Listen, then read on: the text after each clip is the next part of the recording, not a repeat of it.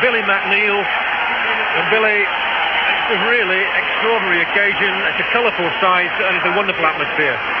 Well, that's right, John. This is exactly the type of scene that we Scots have been waiting for.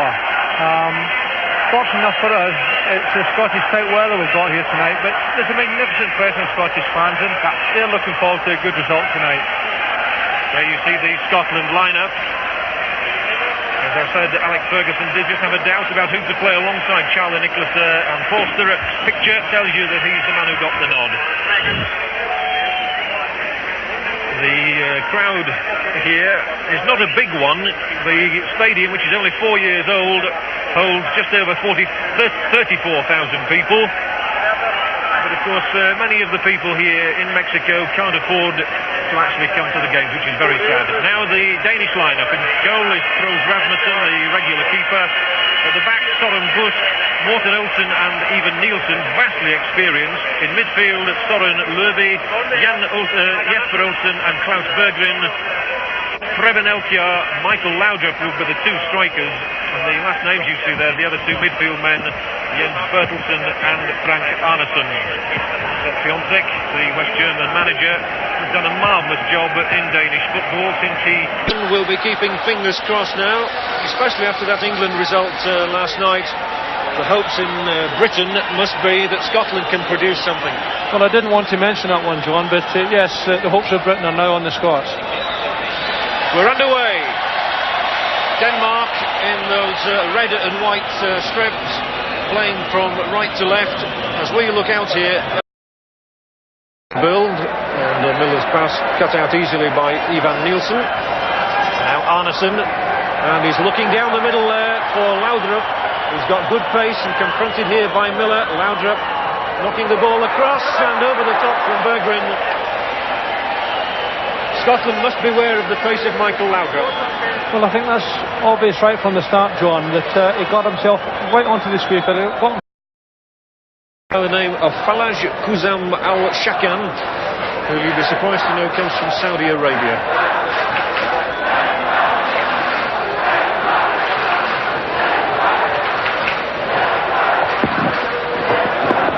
Nicholas. Out on that left touchline, Steve Nicol still in possession, and the cross a bit too long. Goff's there though. Nicholas. Oh, and the ball canning off a defender. Goff tries to drive it in again. Appeals for a handball against Løvig. So Jesper Olsen dashing back there to help retrieve the situation for Denmark. But without question, this the toughest group. Strachan has won the ball from his Manchester United colleague Olsen and drifted across beyond Nielsen, and not a bad try that by Charlie Nicholas. I thought it was an inventive ball from Gordon Strachan, John. He played it in there behind the defence. There's a little bit of room in either side behind those Danish back three, and Charlie did well to hold himself in that position. There's somebody Scotland will certainly have to watch. He's in possession again here. Laudrup has come deep. Nice little build-up. Elkjær was involved there. Arnesen once more. Laudrup once more. Good skill to get past McLeish. Laudrup. Michael Laudrup! A quite brilliant effort by the Dane. Laudrup has got such tremendous skills. And he cut inside McLeish. And then he unleashed a tremendous drive, and that's the closest to a goal we've seen. Well, unfortunately for Scotland, it was at the wrong end, but what... Graham Souness picked up that ball smartly and fed it immediately to Sturrock to get him in that attacking position. The Scots have got four men up in the box. McLeish is perhaps at the far post, a bit too far, but Goff loops his header inches over the top. That's an area I think that we can be very dangerous, because Richard Goff's got a good scoring record for a defender, as has Alec McLeish. They're good in there, they'll come in and attack the ball. Richard Goff, by the way, one man who doesn't have any problems with acclimatisation. He used to live in Johannesburg. First name picked every time. Olsen. Again, the Danes content just to play at walking pace until they see an opportunity for a more incisive ball.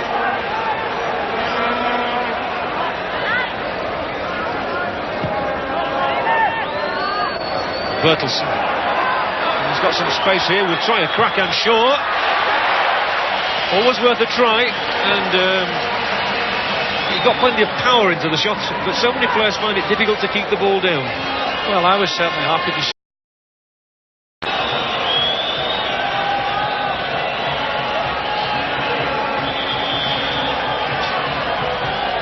21 minutes gone, free kick then to Scotland. And a very dangerous position. Souness floats it, McLeish is in. Just beyond that far post. But certainly when Scotland have had these situations, they've looked like scoring. I think we've got two players, two defenders, who, when they come into the opposing team's box,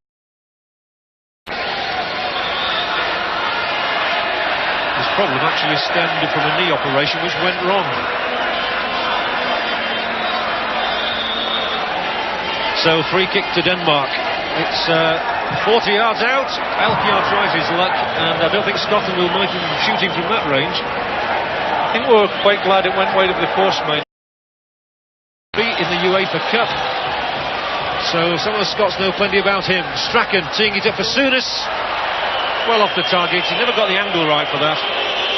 No, I think obviously they've worked that ploy before, probably in training. It just didn't come off on this occasion.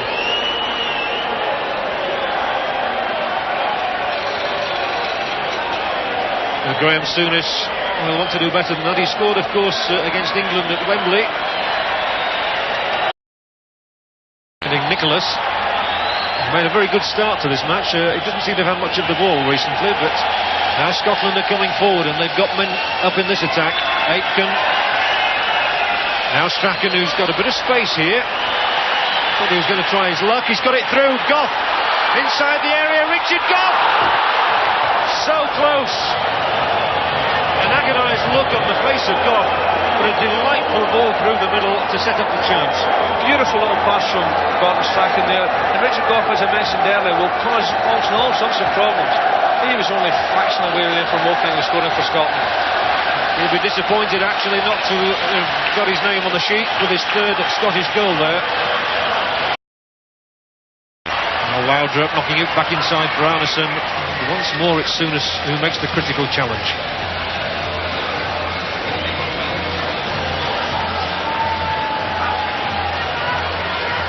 Olsen waiting for support. Again he finds Arneson up there, and Elkjaer. Arneson's gone for the return, gets in the shot. Oh, tremendous effort again by Arneson.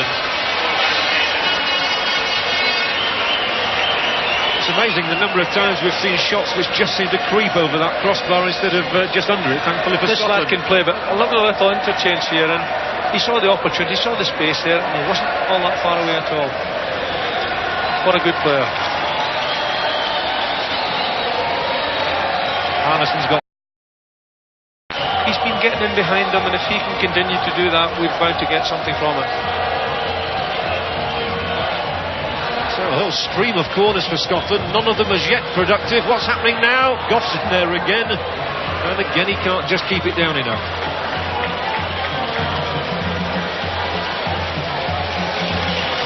Well, perhaps the best chances of the half have fallen to Richard Gough. 45 minutes here in Naza, a half in which we've seen chances at both ends, two falling to Arneson for Denmark, and the best for Scotland one which Richard Gough just knocked it over the crossbar. So half time here, it's Denmark 0, Scotland 0. Taking the ricochet from Strachan. Arneson is the most progressive of the midfield players on view, I would say. Laudrup is in possession now, and Lerby will try a shot. Again the player unable to keep the ball down. It is extraordinary how many times in the matches so far we've seen players having a clear sight of goal and unable to hit the target. It was a long way out again, John, but you know, we've seen the ball fly.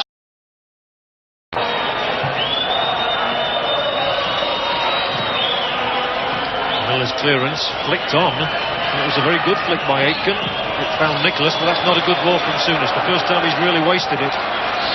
So Laudrup sets off down the right flank. Good covering by Scotland. 4 blue shirts around him. Here's Elkiar though, real danger. Elkiar almost capitalised then. It was a superb little pass through. Laudrup surrounded by 4 Scots. Elkiar smiles. And that's the first chance he's really had to put the ball. The only thing it's lacking, but there's been some very, very good quality play, particularly from midfield players.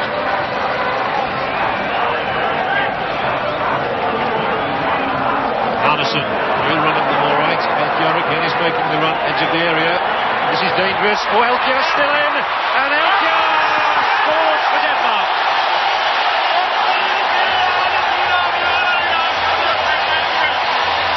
That's the danger of the man. The goal had threatened, and when Elkiar for once got past Willie Miller, he didn't need a second invitation. In off the post. 12 minutes of the second half gone. The Scots are behind. And this remarkable man, Preben Elkiar, scores his 34th goal for Denmark in only his 57th game. I think that's the sucker punch he spoke about.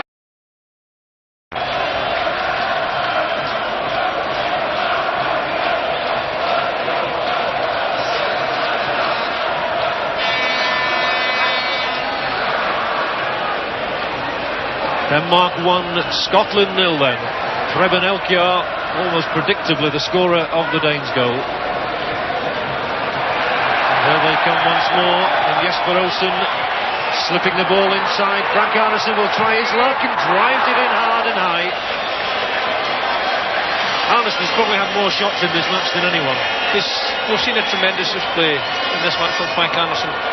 From a Scotland point of view, John, it's disconcerting to see more corners than the Denmark side. They've got one here which Strachan will take. It's round about the penalty spot. It was Gough going up for it. This is Miller, chipped back in. Aitken onside. Aitken! It's not allowed. Roy Aitken was offside. The hand of Lajos Nemeth, the Hungarian referee, immediately pointed skyward. That's a disappointment to the Scots. Yes. The referee certainly had his flag up immediately, yes. It looked as though he was right. He was quicker to react.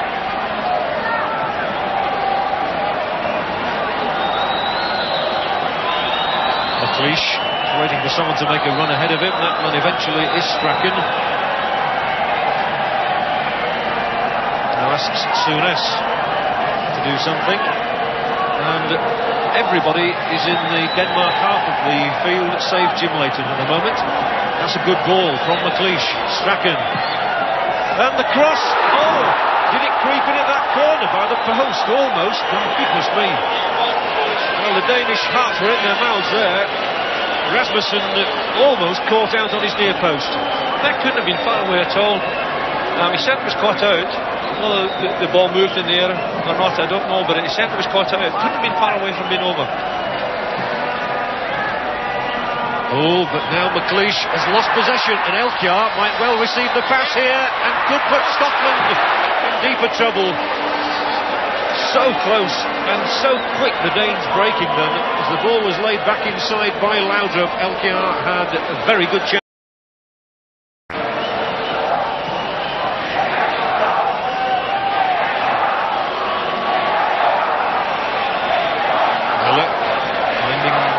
Plenty of space, so Strachan has time to deliver the pass.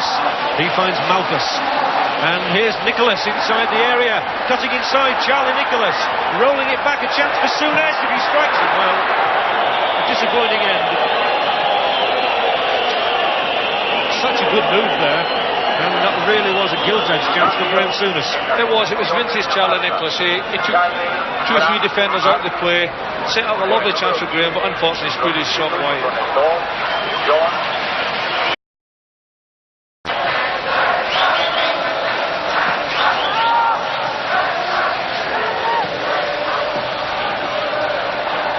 Elkiar firing a lovely ball out there to Jesper Olsen on the left, and Olsen comes inside, and here's Elkiar once more, surrounded by Scottish shirts. But he'll drive in a shot. It's a very good effort really from that distance. It wasn't all that far away. It was very, very dangerous. the Scots can do something quickly now. It'll go up to twice. The overhead kick. Oh, it nearly caught him out. That goalkeeper does not look too sure at the moment. The overhead kick from McAvenny almost caught him unawares. His position on several occasions has been all wrong. Look at this, he's way off his line. That wasn't far away at all. Wasn't far away at all. Now a few banners were beginning to wave then.